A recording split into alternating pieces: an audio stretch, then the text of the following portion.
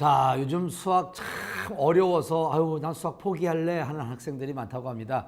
자, 수학 어떻게 공부해야 될까요? 여러분들에게 도움을 주기 위해서 이명신 원장님을 자리에 모셨습니다. 안녕하세요, 원장님. 안녕하세요. 자, 얼마 전 수능이 끝났는데 일단 뭐 열심히 공부한 친구들 또 뭐 재수했던 친구들 이 친구들이 수학 성적이 결과가 좋게 나오지 않아서 많이 실망한 친구들이 있다고 하는데 어떻게 생각하시는지요? 정말 안타까운 현실이며 제가 지금도 사명감을 가지고 학원에서 수학을 가르치는 이유가 여기에 있습니다. 수학 공부를 열심히 하면 분명 88점 정도까지는 점수가 나옵니다. 결론은 최상위권 대학을 진학하기 위해서는 92점, 96점, 100점을 맞아야 하는데 이것은 단순히 공부를 많이 한다고 해서 점수가 오르는 것이 아니라는 것입니다. 학습 방법을 바꾸지 않는 이상 삼수, 사수를 해도 점수는 더 이상 오르지 않을 것입니다.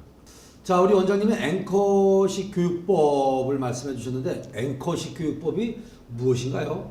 앵커 참조점은 심리학에서 쓰이는 용어입니다. 수능 및 수리 논술에 적합한 앵커를 학생에게 학습시킴으로써 문제 해결에 필요한 발상법을 빠르게 향상시켜주는 교수법입니다. 쉬운 예를 들어보면 기하 벡터에서 포물선의 정의를 모르는 고3 이과 학생은 거의 없습니다. 하지만 문제가 어렵게 나오면 알고 있는 개념이 적용이 안 되는 학생들이 많이 있습니다.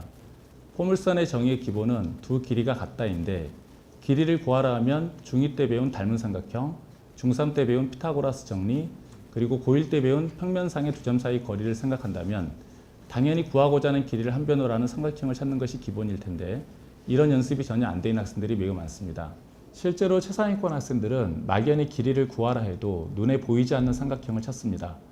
더 나아가 평행이동하면 길이가 같다라는 사실을 이용하면 포물선 사점 문항은 모두 해결됩니다.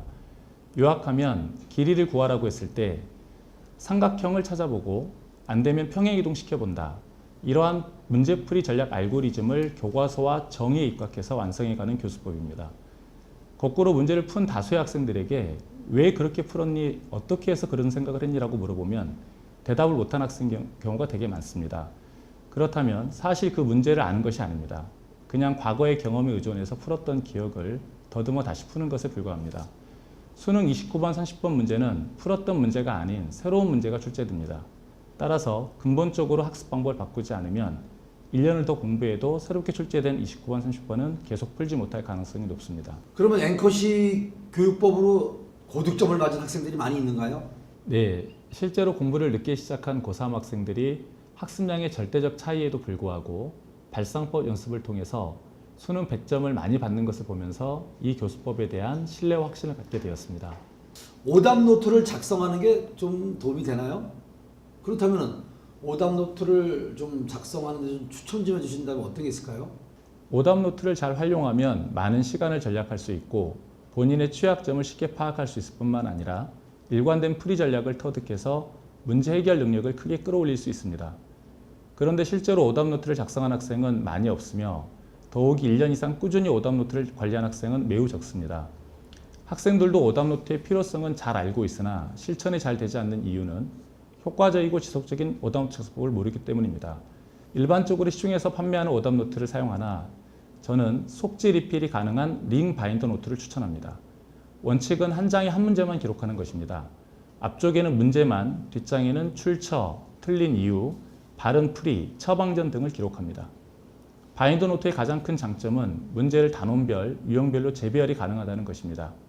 앞면에 문제를 적을 때는 요약해서 적으면 복잡한 문제를 기록하는 부담이 없으며 오답 노트는 하루에 한 장에서 5장 정도 기록하는 게 바람직합니다. 저도 이제 학창 시절 이 수학 문제를 풀다 보면은 정말 모르겠더라고요. 그러다 보면 풀다 그냥 에이 그냥 답안지 이렇게 보고 어떻게 풀었나 이렇게 보거든요. 이걸 보는 게 옳은 건가요? 아니면 그냥 끝까지 풀어야 되는 건가요? 재수생 종합반은 보통 3명에서 4명의 수학생들이 한 반 수업에 같이 들어가는데요.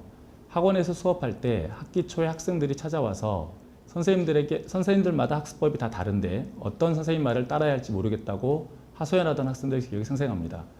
선생님들의 말씀을 들어보면 다 그만한 이유가 있고 어떤 방법이든 최선을 다하는 학생은 반드시 좋은 결과가 있습니다. 따라서 어떤 것이 정답이라고 말하기는 좀 곤란합니다. 저는 개인적으로 해설지를 보는 것이 더 바람직하다고 생각합니다. 본인의 부정확한 풀이를 교정할 수 있고 좀 더 바람직한 해결책을 찾아 나갈 수 있기 때문입니다. 간단한 기본 문제의 경우 5분씩 3회 정도 생각해보고 그래도 모르겠으면 해설지를 참고하는 것입니다. 여기서 중요한 것은 왜 이렇게 풀어야 하는가에 대한 질문을 던지고 풀이에 공감할 수 있을 때까지 그 풀이에 대해 충분히 사고하는 것이며 반드시 해설을 가리고 2번 정도 더 풀어봐야 합니다. 수능 사전 및 고난도 문제의 경우 10분씩 2회 고민해보고 마지막으로 20분에 30분 정도 몰입하여 최선을 다해 풀어본 다음 해설을 보는 것입니다. 고난도 문제일수록 그 문제 풀이를 떠올리지 못한 이유를 면밀히 분석하고 다음에는 어떻게 이 풀이를 나만의 풀이로 승화시켜 문제 해결책을 찾을 수 있을지 반성과 처방의 시간을 반드시 가져야 합니다.